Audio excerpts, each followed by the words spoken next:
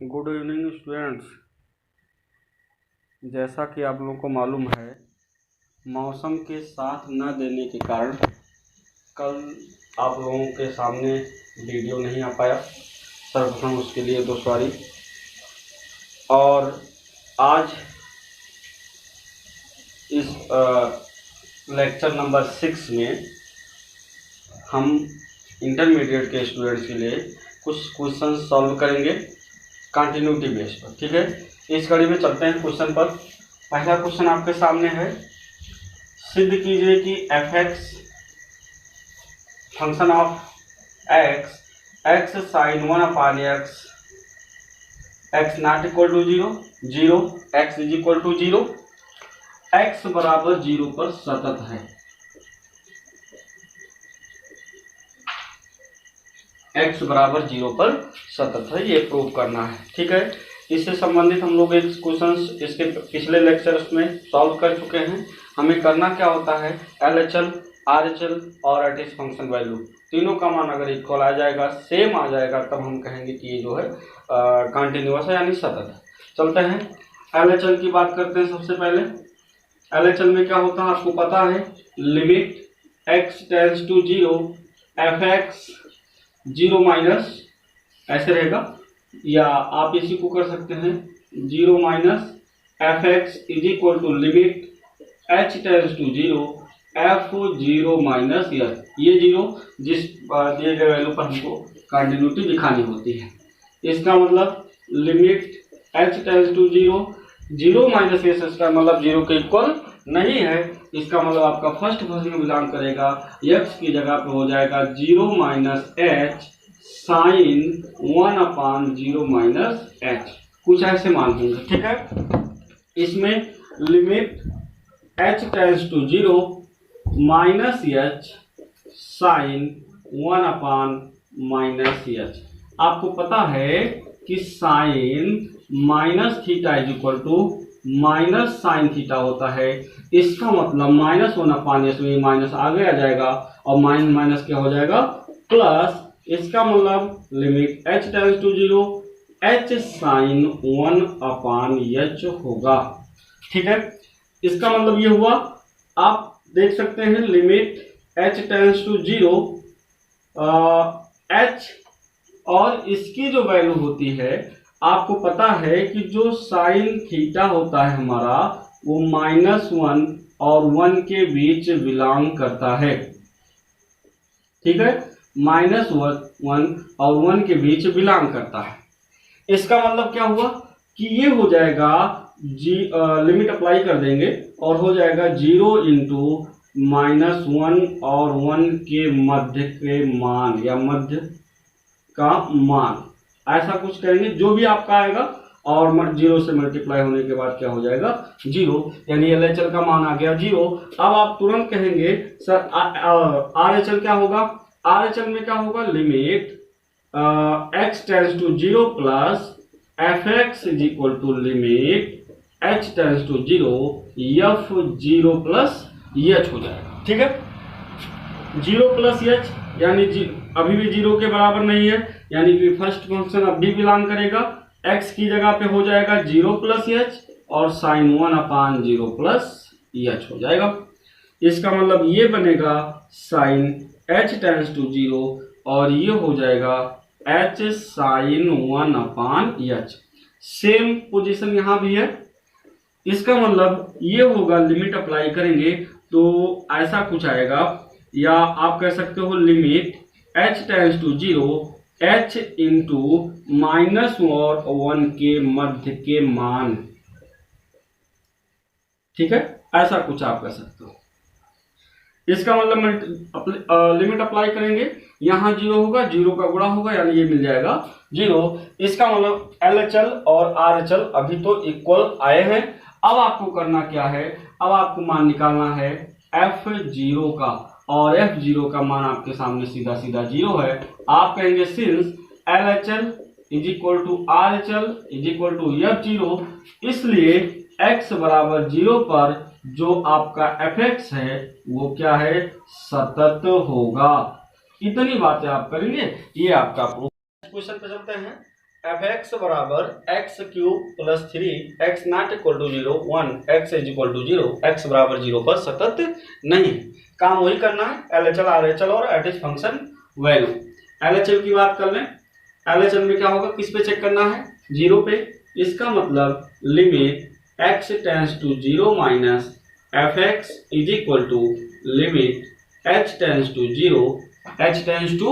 0 f 0 minus h. इसका मतलब ये हो जाएगा लिमिट h टेंस टू 0 और 0 माइनस एच 0 के नॉट इक्वल है। इसका मतलब फर्स्ट फंक्शन x की जगह पे 0 माइनस एच, इसका मतलब 0 माइनस एच का होल क्यूब प्लस 3। इसका मतलब ये हो जाएगा limit h tends to 0 minus h cube plus 3। Limit apply करेंगे तो आपका मान सीधा सीधा आ जाएगा 3। RHL देखेंगे आप, RHL में क्या होगा, limit h tends to 0 plus f x is equal to limit h tends to 0 f 0 plus h. ये वैल्यू दी गई है, ठीक है। अब यहाँ पे क्या होगा, लिमिट h टेंस टू, अभी ये 0 के बराबर नहीं है, इसका मतलब फर्स्ट फंक्शन जहां x वहां 0 प्लस h का होल क्यूब प्लस 3, और ये मिलेगा आपका limit h tends to 0 h cube plus 3। इसका मतलब इसकी भी वैल्यू आएगी कितना, 3। इसलिए f0 पर कितना मान दिया गया, 1 आया। आप कहेंगे सिंस LHL इक्वल RHL, यहां तक तो ठीक है, ये दोनों बराबर है, लेकिन नॉट इक्वल टू f0, ये इक्वल नहीं है। सो एट, या हम लोग कह सकते हैं एफ एक्स x बराबर 0 पर सतत नहीं है, और यही आपको प्रूव करना था। इन दोनों की बात कीजिएगा तो कोई एक नॉट, हमने आपको बताया भी था ना, कोई एक नॉट इक्वल होने पर ये सतत नहीं होगा। इसी प्रकार अब चलते हैं नेक्स्ट क्वेश्चन पर। चलिए, तो एक पिछला टॉपिक, एक सवाल आपके सामने है, अच्छा सा क्वेश्चन है, इसको देखिएगा। यहाँ आपको लिमिट का मान पूछा जा रहा है, दिया गया है limit x tends to a sine x minus x sine a upon a x square minus x a square. अच्छे से समझिएगा, ये थोड़ा सा समझने लायक आपका क्वेश्चन है। इसमें क्या करेंगे, आप देख सकते हैं कि जो नॉमिनेटर है ये अभी डायरेक्टली कुछ आपसे कॉमन हो रहा है, x साइन a हो जा रहा है, अब अपान ए एक्स कॉमन लें तो x माइनस ए हो जा रहा है, ठीक है। अब आप अगर देखें तो x माइनस ए ही जाके यहाँ पे 0 बना रहा है, और ऐसे क्वेश्चन हमारे पास आए थे, जो टॉपिक दिया, जो टर्म हमारा 0 बना रहा हो, अपरिभाषित फंक्शन बना रहा हो, उसको हम हटाने का प्रयास करते हैं।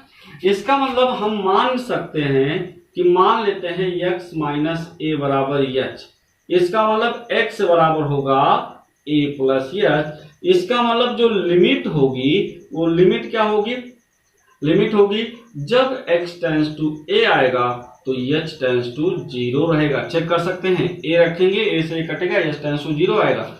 इसका मतलब जो आपका फंक्शन है वो चेंज हो गया h टेंस टू 0 पर, और a साइन x की जगह पे a plus h sine a और upon a into a plus h into कितना h। ये टॉपिक आपका बना, ठीक। It is implies that limit h tends to 0, और ये चेक करिए a sine a plus b का फार्मूला बनना है, यानी a sine a cos h, ये बनेगा, प्लस फिर से a रहेगा, बाहर है, कॉस a और साइन h बना, माइनस यहां चेक कर लीजिए a sine a minus h sine a, कुछ इस तरीके की वैल्यू आएगी, और ये हो जाएगा a h a plus h, ऐसा कुछ बनेगा, ठीक है। अब आप अगर देखें तो लिमिट h टेंस टू 0, जो डिनोमिनेटर अपरिभाषित बनाएगा वो ये h बनाएगा। इसको हटाते हैं तो आप चेक करें, अगर हम इसको लिख पाए कि a cos a sine h upon a h a plus h और plus limit h tends to 0, limit h tends to 0। और उसके बाद हम कर सकते हैं यहां से इसको माइनस कर दें, h साइन a अपान, फिर से यही डिनोमिनेटर बनेगा AH A प्लस H। बचा क्या, ये दोनों टर्म बचे तो हम इसको लिख सकते हैं plus limit h tends to 0। इन दोनों में a साइन a कॉमन है, a साइन a आप कॉमन ले लीजिए, cos h माइनस 1 बचेगा, cos h माइनस 1 कर दीजिए, अपान डिनोमिनेटर वही होगा a प्लस h कर दीजिए। ठीक, इतना करने की जरूरत है। a से a कटेगा, h से h कटेगा, ठीक है, और यहां भी a से a कटेगा, और ये बनेगा क्या, limit h tends to 0 cos a upon a plus h को अलग कर लीजिए और इसी में लिमिट लगा करके साइन h अपान h को अलग कर लीजिए। ठीक, यहां आप चाहे तो लिमिट अप्लाई कर सकते हैं और चाहे तो अभी इसको रोक सकते हैं। h tends to 0 sine a upon a plus h plus यहां देख लें, ये आपका जो होगा साइन a पर लिमिट लगना नहीं है, इसको बाहर कर लेते हैं और ये होगा limit h tends to 0 cos h minus 1 है, इसको लिख सकते हैं जो है 1 minus 2 sine square h by 2 minus 1 और upon h into a plus h। 1 से 1 यहाँ पे कैंसिल हो जाएगा। ये चेक कर लीजिए, इसका मान 1 होगा, यहाँ लिमिट लगाएंगे cos a अपान a बनेगा cos a upon a into 1। यहाँ जब आप लिमिट लगाएंगे तो यहाँ क्या बनेगा, यहाँ आपका बनेगा साइन a अपान, यहाँ से a बचा भी है, ऐसा होगा, ये आपका a बचा था, ये हो जाएगा sine a upon a square. और यहाँ चेक कर लीजिए प्लस माइनस माइनस, थोड़ा सा आप समझिए, h को नीचे लाना चाहते हैं, ये बनेगा limit h tends to 0 sine square h by 2 upon h by 2। ऐसा कुछ करेंगे, स्क्वायर लगा है, इसको होल स्क्वायर कर दीजिए, काम आपने किया। नीचे h बाई 2 से आपने इस तरह गुणा किया है, यानी 2 बाई h कर देते हैं, यानी ये हो जाएगा कितना, एक h आपका पहले से था, इसी पे आपने कहा तो ये हो जाएगा h बाई 2, कुछ ऐसा बनेगा, और into 1 upon a plus h बनेगा। इसका मान 1, इसका मान 0, यानी पूरा टर्म 0 हो गया, और लास्ट में आपका बचेगा cos a upon a minus sine a upon a। Question important है, आपके पैटर्न के हिसाब से थोड़ा सा इसको ध्यान से समझ सकते हैं।